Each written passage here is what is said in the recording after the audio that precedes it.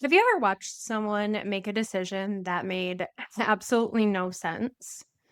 Maybe they stayed in a relationship everyone knew was unhealthy. Maybe they cheated on a spouse despite having a family that they loved. Maybe they gambled away their savings. Maybe they committed a crime that was almost guaranteed to get them caught. And you found yourself asking, what were they thinking?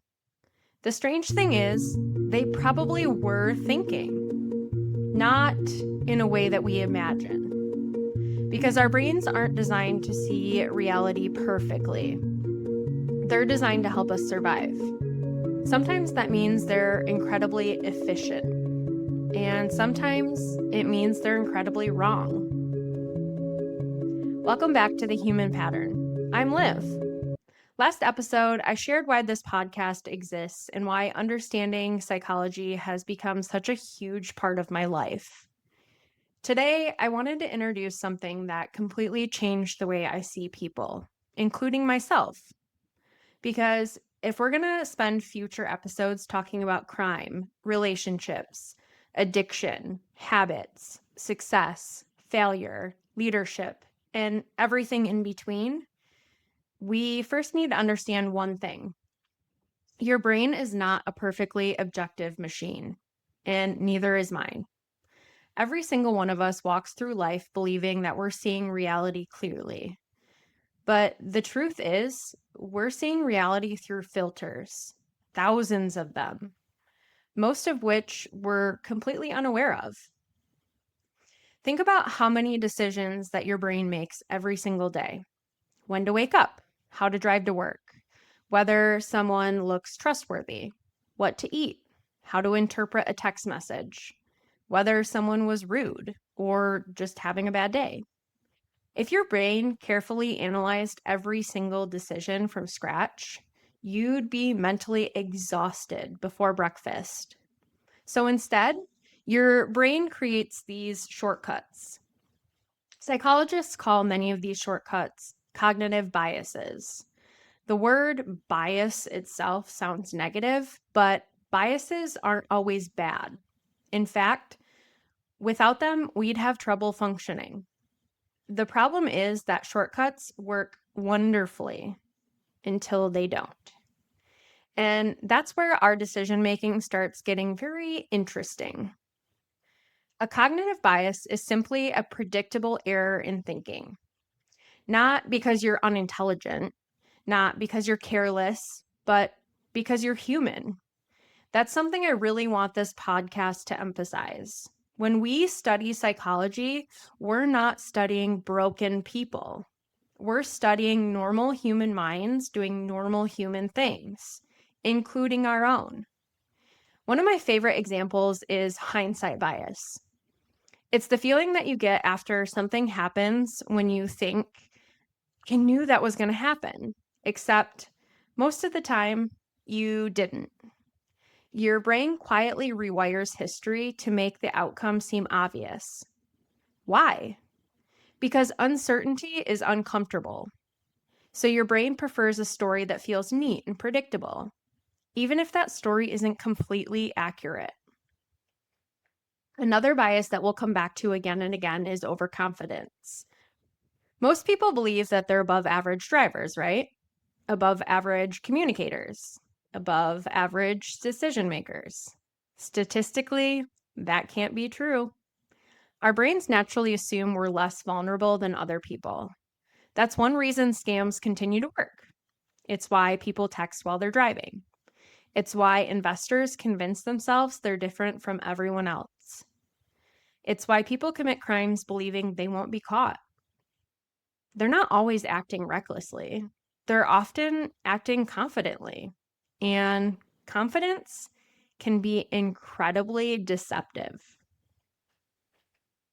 Now let's talk about one of my favorite psychological concepts, cognitive dissonance. This is what happens when two things are true at the same time. I care about my health. I smoke. I value honesty. I lied. I know this relationship is unhealthy. I don't want to leave. Those contradictions create psychological discomfort.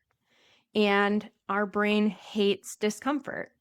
So instead of changing our behavior, we often change our explanation. I'll quit next month. It's not that bad. They'll change. Everyone does it. I'm just under a lot of stress.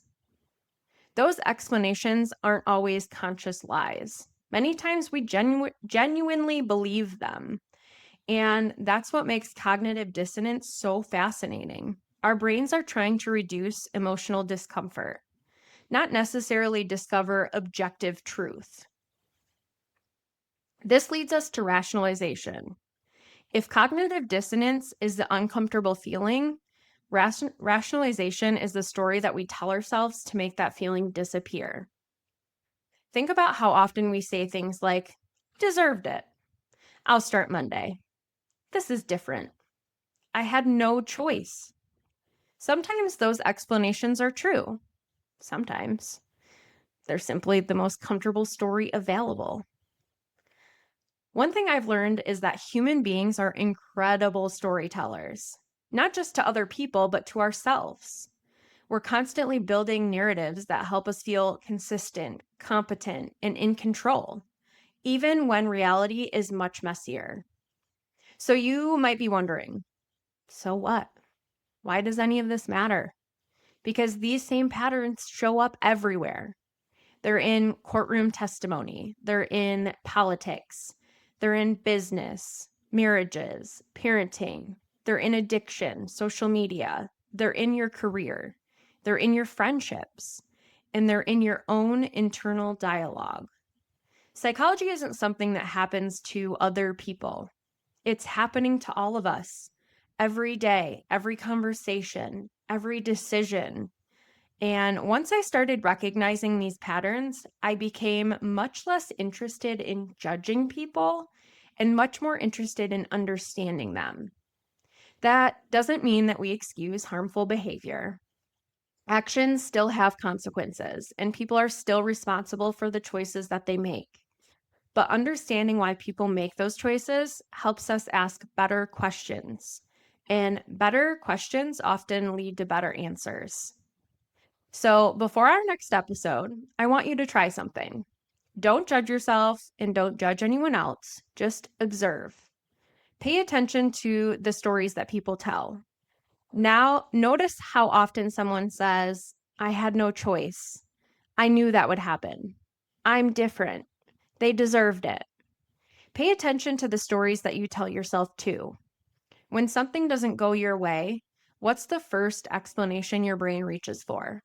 Is it accurate or is it simply comforting? You might be surprised by what you notice. The more I study psychology, the less convinced I become that people are simply good or bad. Instead, I think we're all navigating the same incredibly complicated brain. And sometimes we navigate it well, sometimes we don't. That's exactly what we're going to keep exploring together. Next time, we're diving into one of my favorite questions. How much of who you are today was shaped before you were old enough to understand it? We'll explore childhood, attachment, early experiences, and why two people can live through similar events yet become completely different adults. Until then, stay curious. I'm Liv, and this has been The Human Pattern. I'll see you next time.